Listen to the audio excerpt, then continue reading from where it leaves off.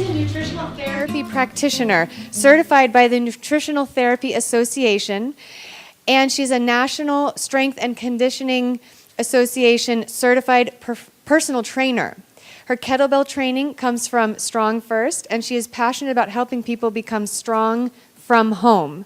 She is also the founder of coconutsandkettlebells.com and the voice behind the incredibly entertaining and fast-growing health and fitness podcast, the Paleo Women Podcast.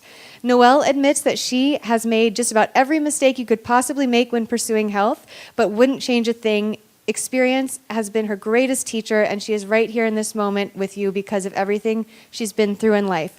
Please join me in giving a warm welcome to Noelle Tarr. Hello. I'm really excited to be here. Thank you, Robin. Thanks for putting this on. This has been an incredible day, and I think I just can't wait to see what's going on tomorrow, so I really appreciate the opportunity for just all to gather here. So I'm excited. So many beautiful faces. This is great. So, wow, I have to say that there's been many times in my life that I've looked like that. I'm really excited to talk to you about my mistakes and get super vulnerable with you. And the reason that I chose these mistakes that I'm going to talk about is because when working with clients, these are the mistakes that I saw people make over and over and over again. It was really hard to break free from. And even though now that I don't work with clients one-on-one anymore, these are a lot of the mistakes that I see my community make. Okay, so hopefully you'll be able to see yourself in those mistakes, and then I'll provide you with alternative solutions so that you can pursue health in an effective and efficient way. Okay? So a little bit about me, even though Robin gave a great introduction.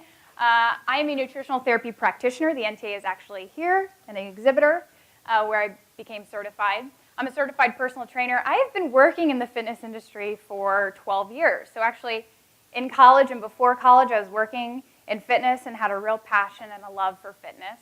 And actually, after college, I went into the running and triathlon industry, and I worked in marketing. So now I'm a business owner. I currently own coconutsandkettlebells.com. I write articles and create videos and do fun stuff like that. I manage a coaching group now with a bunch of practitioners.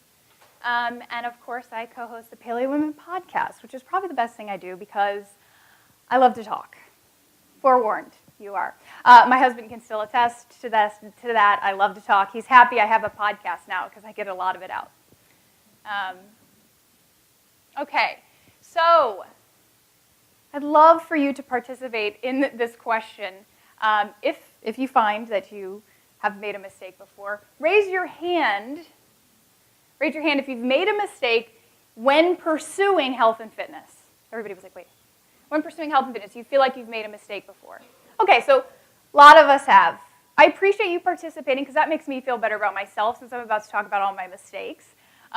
But I think it's important to recognize that everybody makes mistakes, whether it's when we're pursuing health and fitness or whether it's when we're doing other things in life. And oftentimes, mistakes end up being our greatest teachers. It's especially when we're pursuing health and fitness, it ends up being those times that we learn the most about ourselves and we figure out what works best for ourselves. Okay, so mistakes are not bad. I love this quote. A mistake should be your teacher, not your attacker. A mistake is a lesson, not a loss. It is a temporary, necessary detour. It's not a dead end. And it's okay to make mistakes and actually to be in those valleys. I have a lot of clients, too, that are just terrified about, not being where they should be. And where you are, you're there for a reason, okay? So the first mistake that I made when pursuing health and fitness was I focused on the number on the scale. So my story starts in high school, that time where many of us go from being a kid into being an adult, physically, mentally, and emotionally. And I went through one of those classic experiences. I still hate that it's called this, but I was dumped. I was let go. I said, you are no longer welcome here. And that was a pretty, tough experience for me. It was the first time that I was rejected. And I'm a pretty outgoing person. I was a cheerleader, and I was always on stage and a ballerina, and I loved that. That was kind of my MO. I loved doing that. And so this rejection really was the first time that I was not wanted. And so this happened shortly around the same time that I was, a lot of my friends and I were talking about, weight and what you should look like, and we were really being heavily influenced in that area. And we all decided to get on the scale and look at our weights together in class one day. And so I got on the scale, and I saw a number that I didn't expect to see. I saw a number that was actually a lot more because I never weighed myself. So the last time I had weighed myself was like a year before. And I saw a number I didn't want to see. And in that moment, I had associated the rejection, the feelings of being unworthy, the feelings of not being good enough with the increased weight. So I went to, where else do you go, but health and fitness magazines that you see in grocery stores for advice and help on what to do about this. And my fears were validated. I saw women on the covers that were very lean and had six-packs. And I was told over and over again, like, you're not good enough, you're right. Here's a product we're going to sell you, and we're going to solve your problems. And so from then on out, I evaluated my success and my worth as a human being with that number on the scale, okay?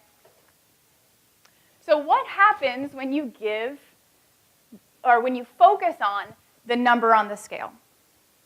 You give power to a number. This is what many young women start out doing. Many of you probably have experience doing this. You give power to a number. So in other words, you're diverting your attention away from other markers of improvement.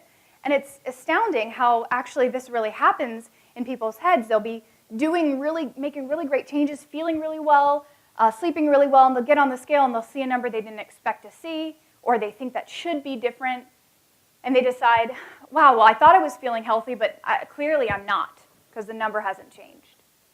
And when you give that power to number, small fluctuations result in stress and anxiety. When you're constantly weighing yourself, you're basically saying, my happiness, whether how I feel about myself today, is going to be reliant on what that number says. And then food and fitness become tools for manipulation. So when we say, what's that number, I need to get that number down, we use things like restriction, like workouts, in order to manipulate that number, as opposed to saying, what's going to nourish my body today? Do I need an extra rest day? Do I need to eat more food? Am I extra hungry? And instead we say, I shouldn't be eating because I am, X amount of pounds. This is a dangerous game because what we believe the scale says about our health is often a lie. The scale is a liar. I am not afraid to say that. So I'm going to show you an example of maybe how this happens. This is Judy, an imaginary friend of mine. She's 39, 5'5", and 150 pounds. She's struggling with low energy, sleep issues, and bloating and gas. And so she commits to changing her food and exercise for 4 weeks. Maybe she came to this conference and she was like, I'm going to do it for 4 weeks. I'm going to start eating, more whole foods. I'm not going to, go crazy, but just maybe start transitioning to eating eggs for breakfast and, more nourishing fats. And she goes to the Coconuts and Kettlebells website and she starts to do maybe some home workouts. So she starts to strength train again. Go, Judy. So after a month, she has more energy, her strength and her stamina has improved, and her bloating has drastically reduced, and her clothes are fitting better. So she steps on the scale, and she's 153 pounds, and Judy is immediately terrified by this. She thinks whatever she's done has not helped her at all, because now she's in the overweight BMI, body mass index category. And so if you guys know what the BMI scale is, you'll know that if you're in the overweight category, you're considered unhealthy. So why did Judy gain the weight? Judy, what happened? She gained muscle. So muscle does not weigh more than fat. If you've ever heard somebody say that, run far away, because a pound is a pound, right? What they really mean is muscle is more dense than fat. So you can actually gain muscle and actually burn fat, and your weight won't change. And this may be her body's response to improved health. It is not an inherent truth that the leaner you are, the more healthy you are. This is what the dieting industry wants you to believe, that the leaner you get, the thinner you get, the more healthy you are. But that's not necessarily true. Okay? There's actually a study done out of UCLA that found that 40% of people in the overweight category, by the way, I am usually in the overweight category, whether it depends on whether I'm working out or not. So I have a couple different weights ranges that I'm typically in, and oftentimes this is what the overweight BMI category looks like. 47% of people in the overweight category were actually metabolically healthy, had great biomarkers, and more than 30% of people in the normal category metabolically unhealthy. So being thin doesn't mean being healthy, right? And sometimes if you're perfectly healthy, getting thinner results in becoming unhealthier. That's basically what happened to me.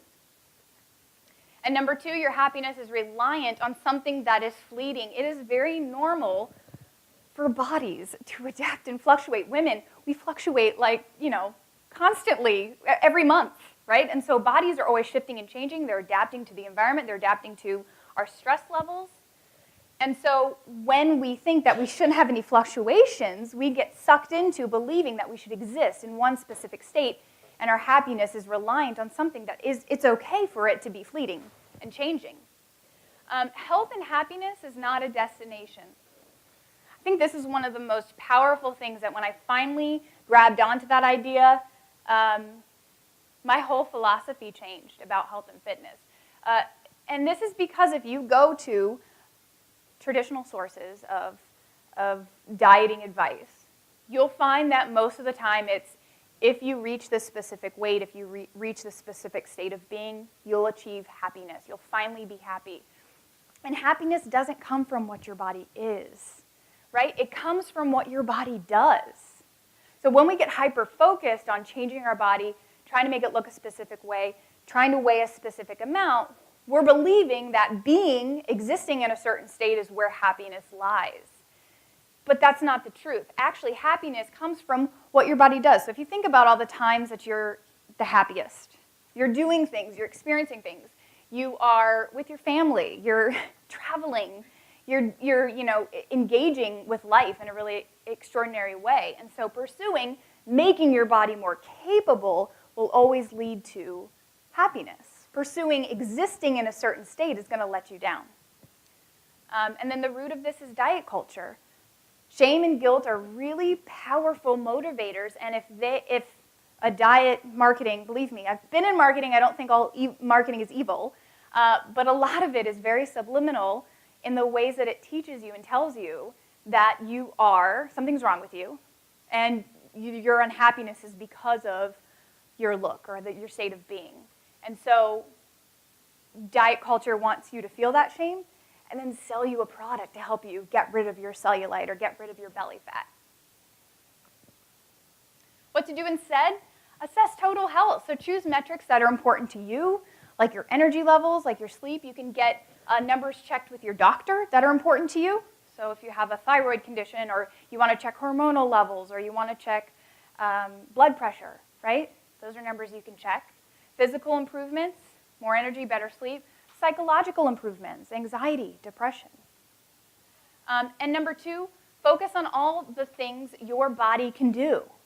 Focus on all the things your body can do. So if you focus on what your body does and making it more capable, that will lead to happiness.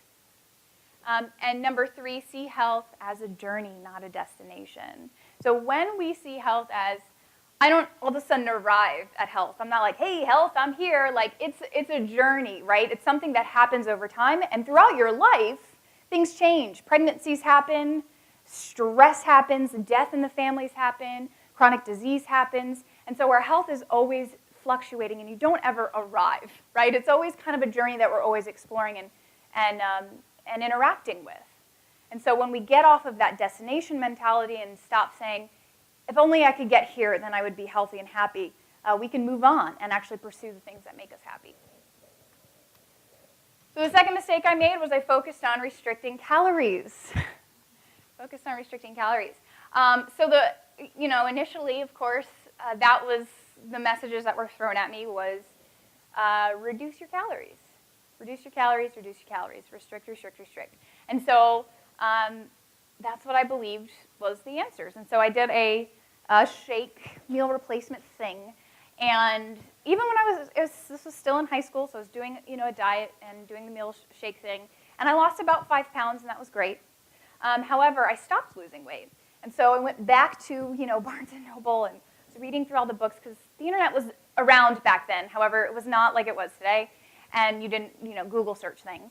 And so I decided that, I'd hit a plateau. Instead of thinking, maybe this is just where my body wants to exist right now, I decided this must be a plateau. I need to have further restriction. And so I started this yo-yo approach of like, I'm going to do a diet. It's going to fail eventually. And then I'm just going to find the next thing that works. And it was this constant pursuit of, what am I missing? Like, what's the next secret? What's the next thing? And it was interesting because back then, I grabbed a book that was actually talking about eating fat. It was like crazy. And so, I was always trying to find what was the thing that was the next, what was the next big thing. And I had physical and mental consequences, right? So like not eating enough, I eventually lost my period. Mental consequences, I became so hyper-focused on food, which was so weird for me because I never watched the Food Network. However, I became obsessed with like Cake Wars. It was like I just constantly thought about food, and I would have these like binge eating episodes, which again, lots of shame there too. I would overeat. I could not understand what was wrong with me. So what happens when you focus on restricting calories? Physical adaptations actually occur. Long-term caloric deficits are seen as a stressor. We're talking about deficits, so eating far under what you're needed to eat, or what you need to eat. Your body's priority is survival. Yay, body, thank you for helping us survive. So what it does is it adapts by down-regulating metabolism and burning less energy. That's why you'll find people who continue to lower their calories and they get trapped. I have clients all the time who feel, I'm eating so low, I'm eating 1,200 calories. How is it that I'm not losing weight? How is it that I'm gaining weight? It's because the body has adapted. More specifically, your body reduces active thyroid hormone, shuts down sex hormone production, raises adrenal stress hormones like cortisol, and then that results in leptin and insulin resistance, hormonal changes that can result in weight loss resistance and water retention, hence why am I eating 1,200 calories and gaining weight, and chronic inflammation, which can lead to a lot of other things. Mental adaptations, the brain upregulates its focus and preoccupation with food. If anybody's ever been on a diet, you'll know, why do I care so much about food all of a sudden? Or especially the foods that I'm trying to restrict. It results in irritability, anxiety, and depression, and uncontrollable reactions around food. Has anybody ever heard of the Minnesota starvation experiment? You don't count, Ken. Okay, got it. That's my husband trying to be like, this is a fascinating study, and I think it'll open up your eyes to dieting, okay? This study was done in the 1940s at the University of Minnesota. This was actually conducted to help people. They expected there to be a big famine post-World War II, and so they were actually going to starve men and then see what was the best treatment, what was going to best help them become healthy thereafter. Okay, so the men felt like they were doing something really noble and noteworthy. So they used 36 healthy males between the age of 22 and 33. By the way, this would never be done today. Never is going to happen. Men followed a semi-starvation diet of 1,600 calories a day, because yes, that is semi-starvation, for 6 months. Then they separated the men into 4 groups and spent 12 weeks going through a prescribed refeed period, so they would feed them more carbohydrates or more fat, depending on what they thought would be best. And then 8 weeks they went through a refeed period where they just monitored them and they just saw how they interacted with food thereafter. So the results. The men, most of them all experienced significant depression and hysteria, emotional distress, mood swings, irritability, frequent outbursts, and anxiety. Does that sound like chronic dieting? Does that sound like chronic dieters? The men became obsessed with food. They started collecting cookbooks, recipes, and even kitchen utensils. They would hoard kitchen utensils.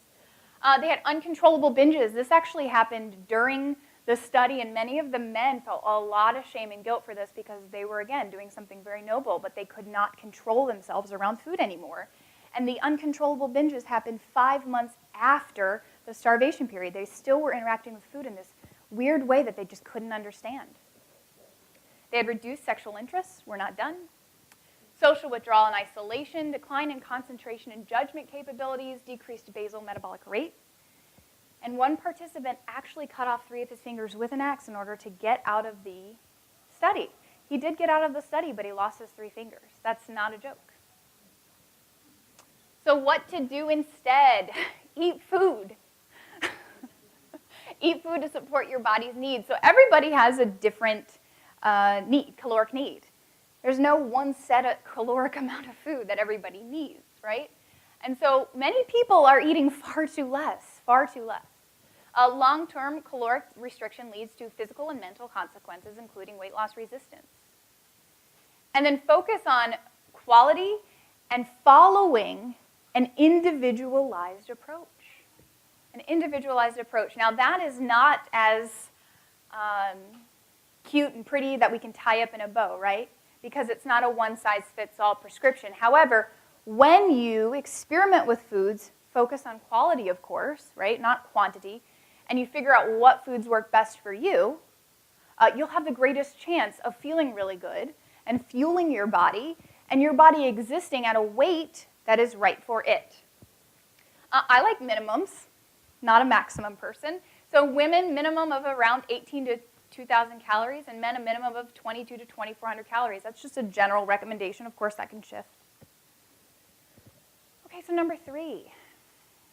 If you love running, don't run away. I'm not going to poo-poo on your cardio. But the number 3 mistake that I made was I focused on cardio. I was a cardio queen when I initially got into fitness, and that's because I thought that that was how you defined fitness. And I struggle with this with my clients a lot because they define fitness as going to the gym, getting on the elliptical, doing 30 minutes, and then doing 20 minutes of strength training and leaving.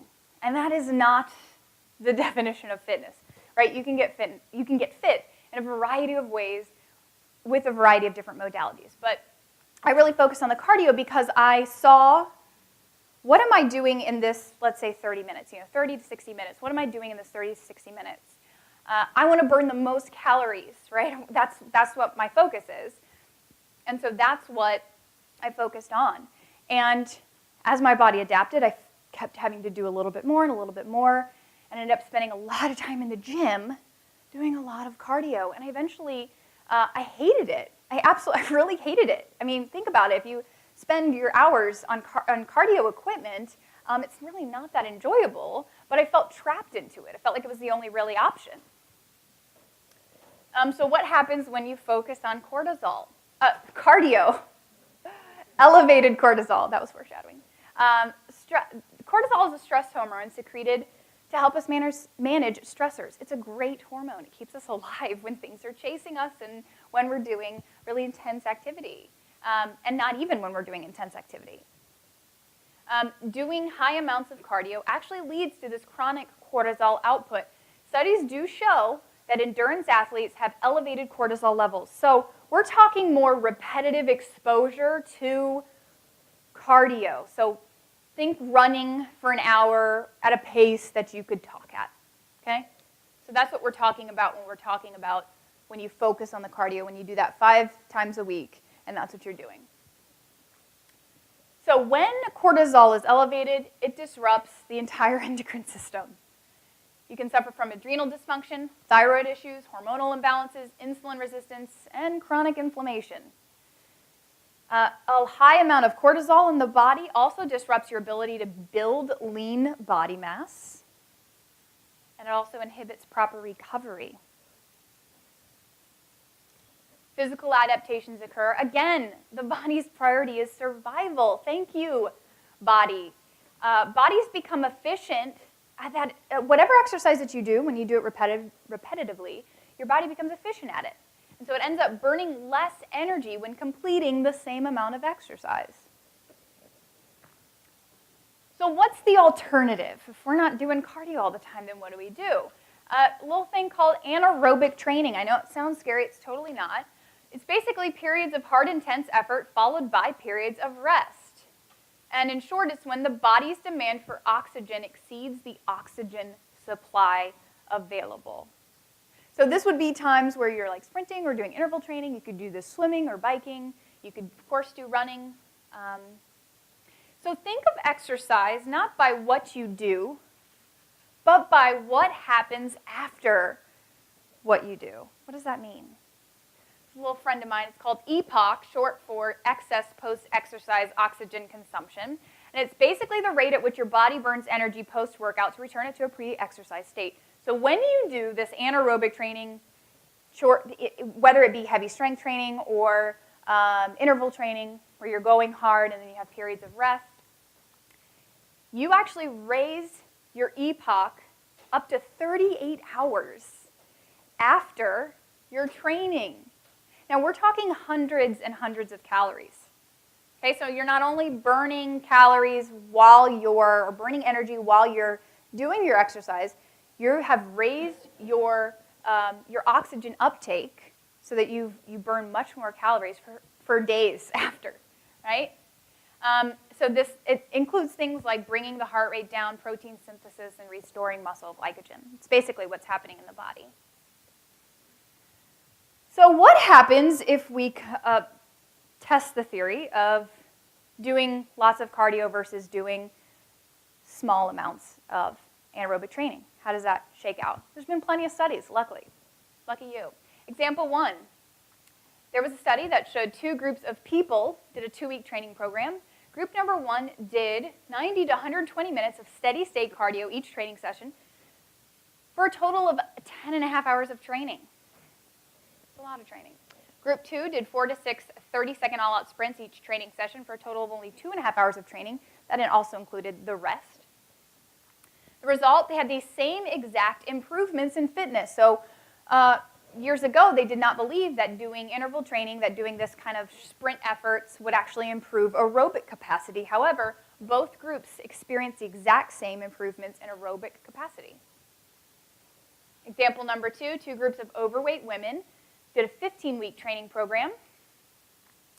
Group 1, 40 minutes of continuous aerobic exercise 3 times a week, 30 hours total. Group 2, 20 minutes of 8-second sprints followed by 20 seconds recovery. This was on the bike. 15 hours total, half the time. The interval group, so group number 2 lost 3 times more body fat. Example number 3, my favorite, 2 groups of young adults. Group number 1, 20-week endurance program that burned over 28,000 calories. Group number 2 did a 15-week sprint program that burned over 13,000 calories.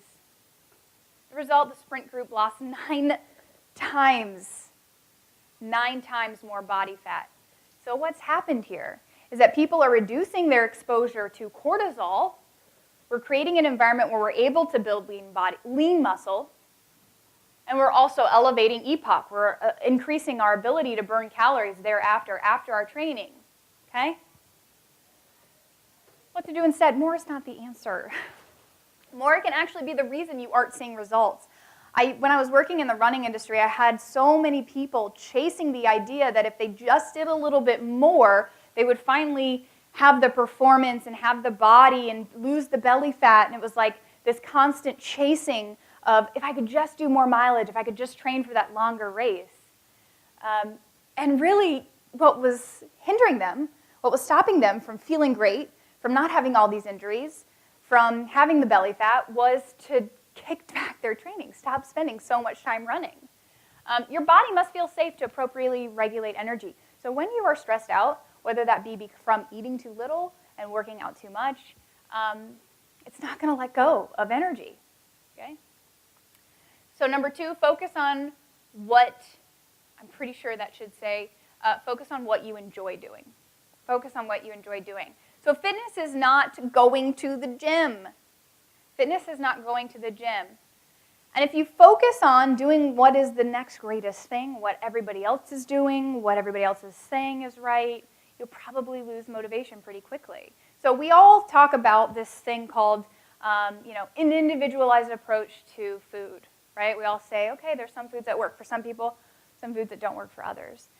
But that concept is also true of fitness. Just because everybody's doing CrossFit doesn't mean that CrossFit is like the end-all be-all to fitness. No, and it doesn't work for some people. It's not good for some people. So we need to kind of grab hold of this idea that there's no one-size-fits-all approach to fitness. And people can get fit through a variety of modalities, doing, most importantly, what they enjoy. 3, focus on quality over quantity. So use intensity in your training. You can do this with any activity, and this doesn't have to be a sprint, all-out effort. It can just be times where you're breathing hard and you take rest. Strength training, I think strength training is great if you're 9 or you're 90. It really helps so many things, especially as you age. And walk as much as you'd like. I'm going to throw this in there because I'm a big fan of walking. Walking is a great movement for balance, for opening up the joints, for improving brain function, improving metabolic health, so that's what I do a lot now. Number 4, I focused on doing the most. So because I was so focused on reducing the number on the scale, and I had become, really involved in this fitness industry, I had become really wrapped up in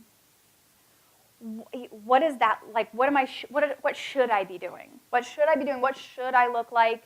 And so the answer kept saying, coming back to me was, you need to push through the pain. These fitness memes that we see all over the place, but you need to push through the pain and go hard or go home. So it was, it was like a constant thing of like, I need to be doing more. I need to be driving that number down on the scale. I got to push myself harder to get six-pack abs. I need to be doing the most.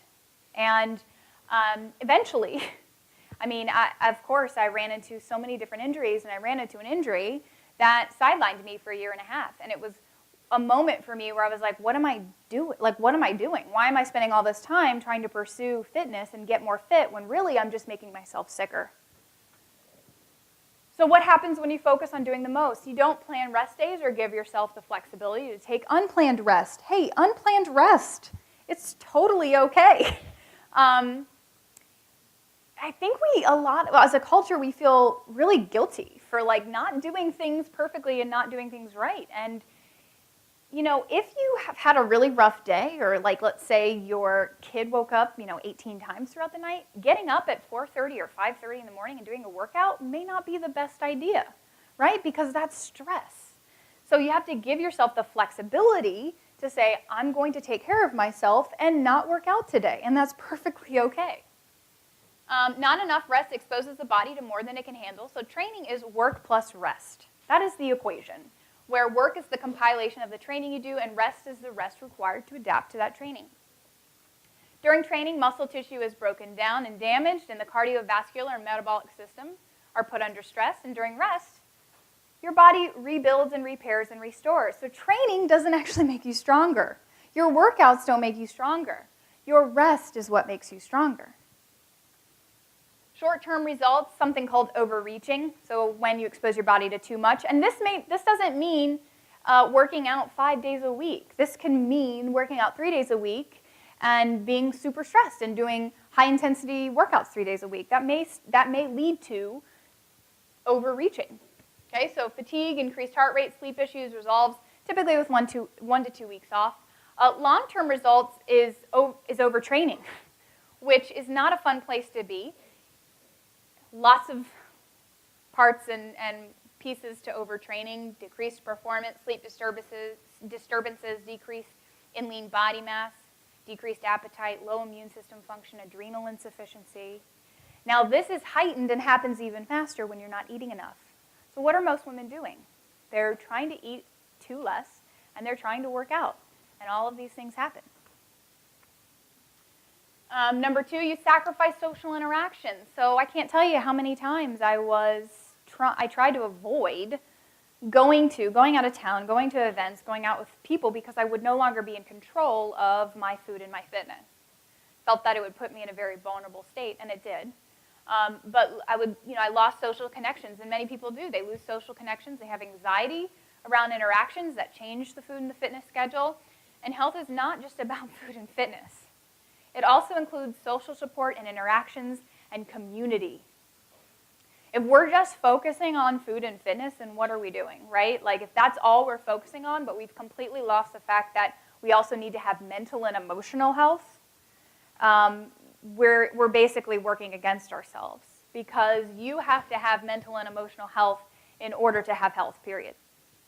So if you're just focusing on food and fitness and sacrificing your mental and emotional health, it can lead you down a deep, dark hole.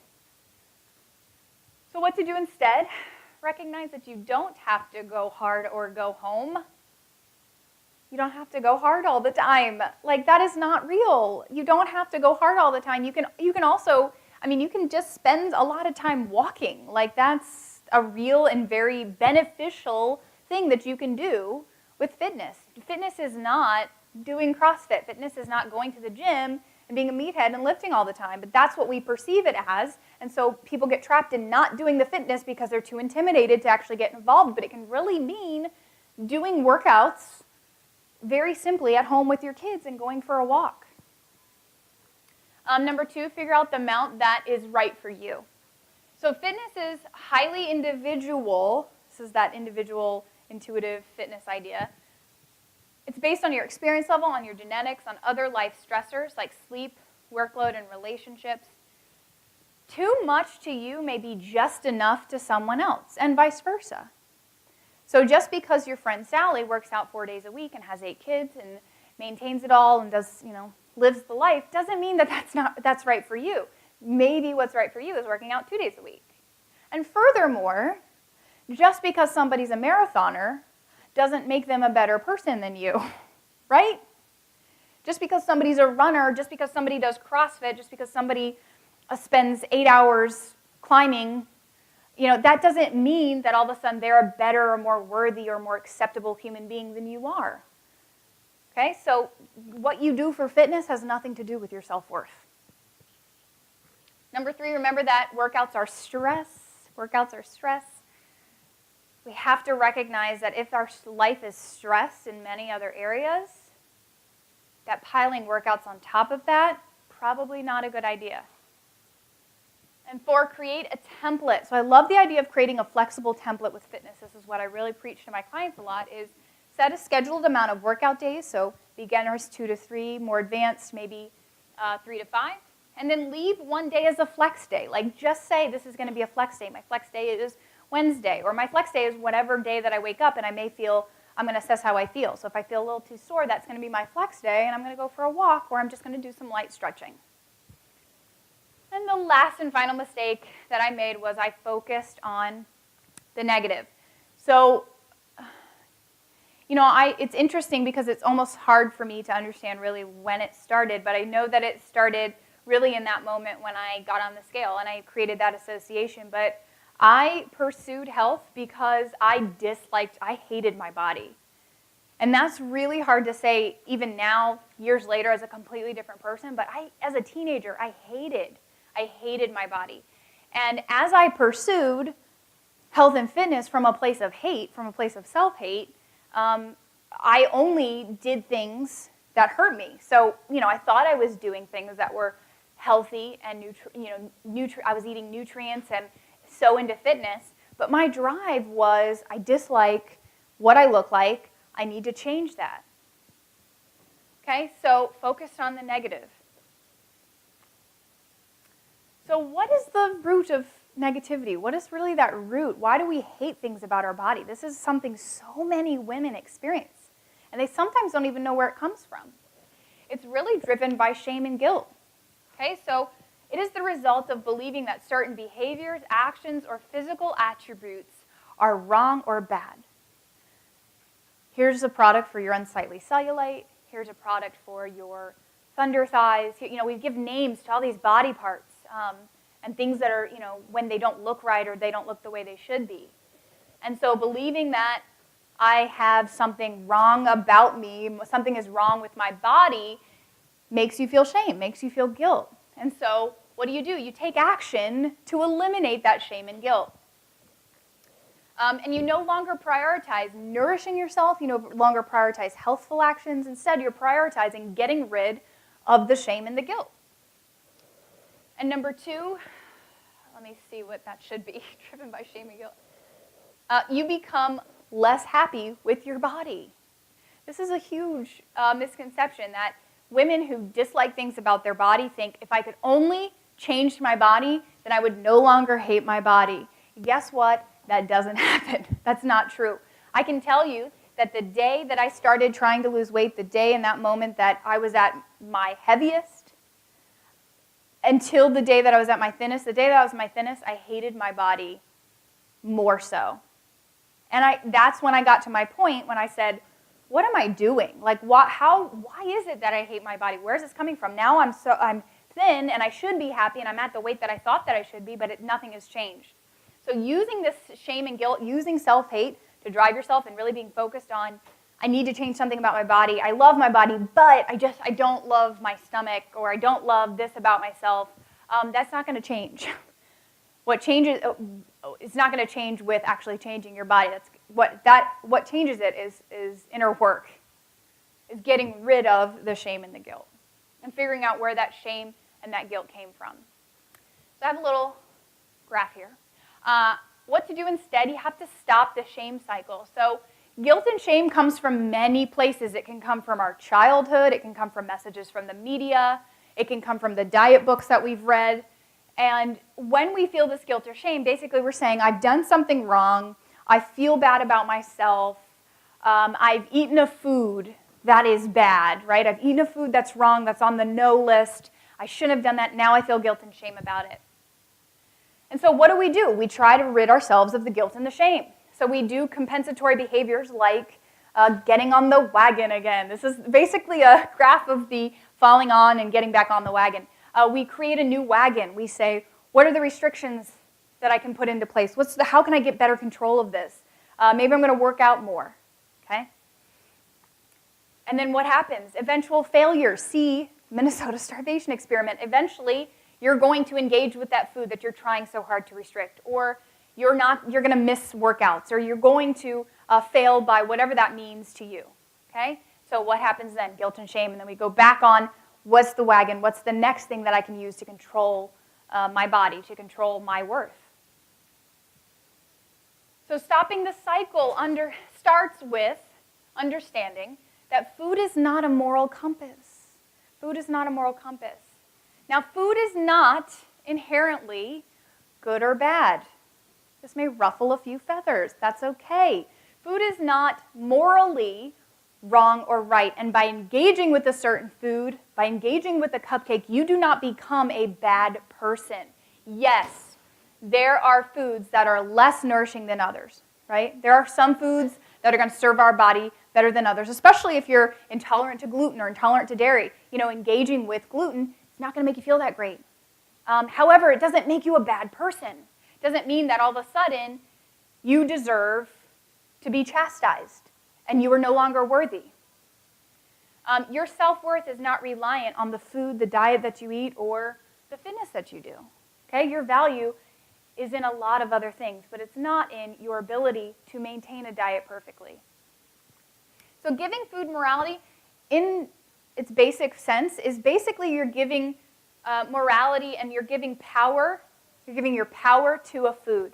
And so when you interact with food, that interactions are accompanied by stress and anxiety, because now I've said that food is bad, and if I engage with that food, I'm going to become a bad person, and so I have to stay away from it. And now, guess what? You want that food even more. This happened to me. I gave, back then it was fat is bad. And so I would give this weird, I'd feel so anxious around things like almond butter and peanut butter, and I would have uncontrollable reactions around it because I had given it this morality. I'd said, no, I can't have this, tried to restrict it. Guess what? Then I ended up binging on it. That led to shame and guilt and trying to figure out how can I better not eat fat? How can I get fat away from me, as far away from me as possible? What to do instead? Number 2, pursue health out of self-love. One of my favorite things that I do a lot and I say a lot is shame. Let's replace shame with self-love. So when we pursue health out of a place of self-love, out of a place of trying to nourish ourselves and take care of ourselves, we do the things that are right for us. We don't say, oh, Cindy's not eating gluten, so I shouldn't eat gluten. We say, what's best for me? What's going to nourish my body? What's going to make me feel my best? And so that involves using an individualized approach, trying to figure out, maybe through elimination diets or just shifting your macronutrient ratios, raising fat a little bit, raising carbohydrates a little bit. I think a lot of women, especially in the paleo movement, went through the phase of trying to restrict carbs, and then a lot of us didn't have energy because of that. We started dealing with thyroid issues. I know a lot of women dealt with that, and so then it was like, oh, let's bring back the carbs in because maybe that's not right for everybody, right? So I have a lot of friends who actually brought back the carbs in, started losing weight. Recognize your worth. Your worth is not reliant on your ability to perform any sort of workout perfectly or eat any sort of diet perfectly. And perfection is not a requirement of health. This is one of the most freeing things, I think, that many people, when they finally realize that, they kind of let themselves have a little bit of wiggle room. Okay, so when we try to eat perfectly, that typically involves some sort of mental and emotional banter. So it's always like, I need to, be following the diet, and I shouldn't be eating whatever, the cookie or honey or whatever it is, the fat. And so we have this mental banter, which becomes very, very stressful on us. And I would rather you just eat the cookie, especially if it's in a social environment where you're experiencing community. There's actually studies that have showed that people who eat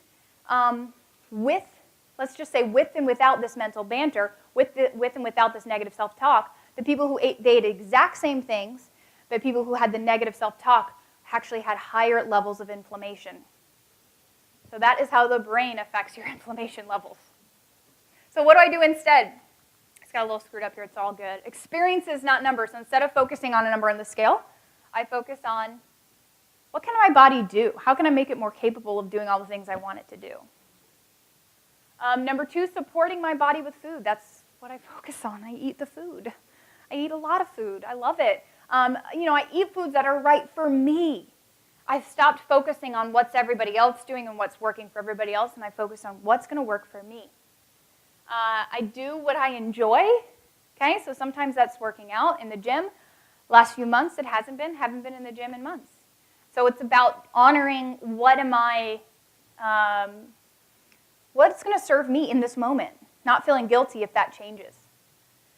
I focus on the minimum effective dose, which means I focus on doing the least amount of workouts that I need to do to get the maximum results. So water boils at 212. If you add more heat to that, it doesn't boil more. So what's that minimum effective dose? And I make choices from a place of self-love. Okay? I make choices because I know I'm worthy and acceptable and enough, and I don't have to achieve a specific look or a feature in order to have all of the experiences and the love and the excitement that life brings. So this is my stuff. Coconuts and Kettlebells website, coaching team podcast, if you're just dying to hear me talk more. Facebook, Instagram, Twitter, I'm pretty much anywhere. So that's it. Thanks.